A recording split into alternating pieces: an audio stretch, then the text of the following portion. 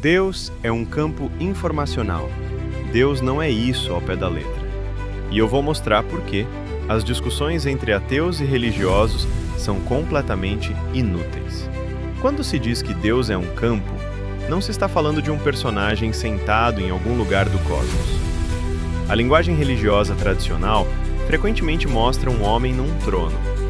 Esse símbolo aparece repetidamente nas visões proféticas, como no livro de Isaías ou em outras narrativas bíblicas. Mas isso não é uma fotografia do divino. É um arquétipo pedagógico. A mente humana precisa de forma para compreender o que é informe. Precisa de imagem para conter o que é ilimitado. Então surge o símbolo: um rei, um trono, uma corte celestial. Isso funciona como um recipiente mental. É como um teatro de bonecos para crianças. Não porque seja falso, mas porque simplifica o incompreensível para que a mente consiga entrar em contato com ele. O trono, portanto, não descreve geografia divina. Ele descreve estado de consciência. Representa o ponto mais alto de ordem, percepção, domínio sobre o caos. Em outras palavras, consciência plenamente integrada. O curioso encontro entre religioso e ateu. Aqui surge um paradoxo interessante. O religioso tradicional imagina um Deus personagem sentado no céu. O ateu rejeita exatamente essa imagem. Mas ambos estão discutindo o mesmo ídolo mental. Um o adora, o outro o combate. Ambos permanecem presos ao mesmo modelo simbólico. Por isso, o debate frequentemente gira em círculos, porque a discussão não é sobre a natureza do real, mas sobre uma representação simplificada dele. O campo imaginal que estrutura a realidade. Se Deus é entendido como campo informacional, então a realidade emerge dentro desse campo como estrutura imaginada e compartilhada.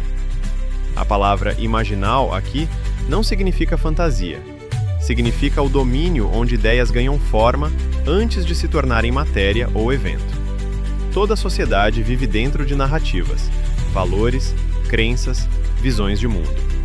Essas narrativas organizam o comportamento coletivo, e comportamento coletivo organiza a realidade experimentada. Nesse sentido, o mundo humano é sempre, em grande parte, um consenso imaginário.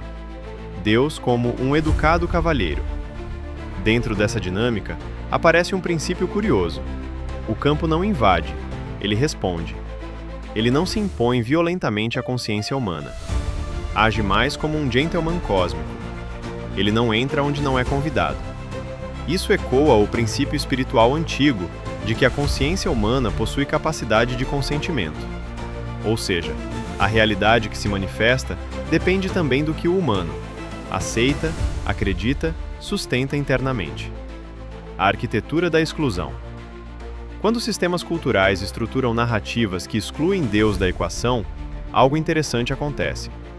Religiões institucionalizadas transformam Deus em dogma rígido, autoridade distante, objeto de medo.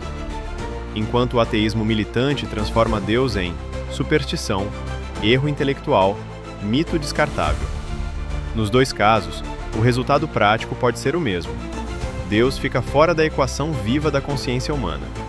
Ele vira objeto de culto ou objeto de negação, mas raramente se torna experiência direta do campo do ser. O eco em Isaías. É nesse ponto que o texto profético ganha profundidade. No livro de Isaías, aparece uma afirmação radical. Eu formo a luz e crio as trevas. Faço a paz e crio o mal. Eu faço todas estas coisas. Essa frase não descreve um Deus arbitrário. Ela aponta para algo mais fundamental. O mesmo campo que permite ordem também permite caos. O campo responde às estruturas que emergem dentro dele. Quando a consciência coletiva se organiza em coerência, surge paz. Quando se organiza em conflito e distorção, surge calamidade. O campo permanece à origem de ambos, porque tudo acontece dentro dele. Assim, a questão central deixa de ser: Deus existe ou não? A pergunta mais profunda passa a ser: qual realidade estamos escolhendo estruturar dentro do campo do ser?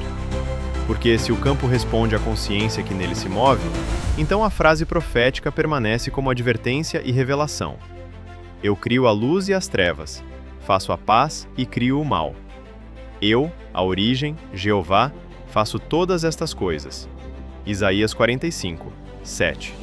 O campo contém todas as possibilidades, mas a forma que o mundo assume depende também da imaginação e das escolhas humanas dentro dele. Depois desse vídeo, eu espero que você jamais pergunte de novo por que Deus não faz nada pelas criancinhas violentadas, por que não faz nada pelos famintos, pelos doentes, pelos pobres. Isso é sentimentalismo barato. É um pretexto para você continuar em sua poltrona confortável e tentativa de validar o seu ateísmo doente. Em vez de ficar perguntando essas bobagens e ficar ouvindo os idiotas que dizem isso, saiba que Deus já resolveu toda a guerra e todo crime com uma única frase daquele filho que emanou do campo e andou entre nós. Uma única frase: amem-se uns aos outros, assim como eu vos amei. Sim, o campo já resolveu, mas foi a sua espécie que escolheu não obedecer. Pois, como ele mesmo demonstrou, por obedecê-lo, o nosso campo humano mudaria tão drasticamente que até mesmo catástrofes climáticas deixariam de existir. E nem estamos falando dessa religião de massa planejada para destruir a ideia real de Deus. Estamos falando de campo unificado, consciência coletiva, governo interno. Mas você, ateu, militante, patético e insistente, ainda acha que estou falando da religião do seu mundo, aquela que a própria Bíblia descartou como lixo. Quer uma prova de que o culpado é você? Eu senti daqui o seu desprezo quando eu disse que, por aceitarmos coletivamente a razão iluminada, o Messias como governante interno, até o clima da Terra mudaria. Para você é conto de fadas, pseudociência, não é? Obrigado por me dar razão. Continue no seu campo escolhido, até o fim, porque ele será dissolvido em breve, e com ele, todos os que defendem este mundo.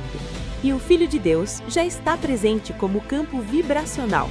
A volta é real.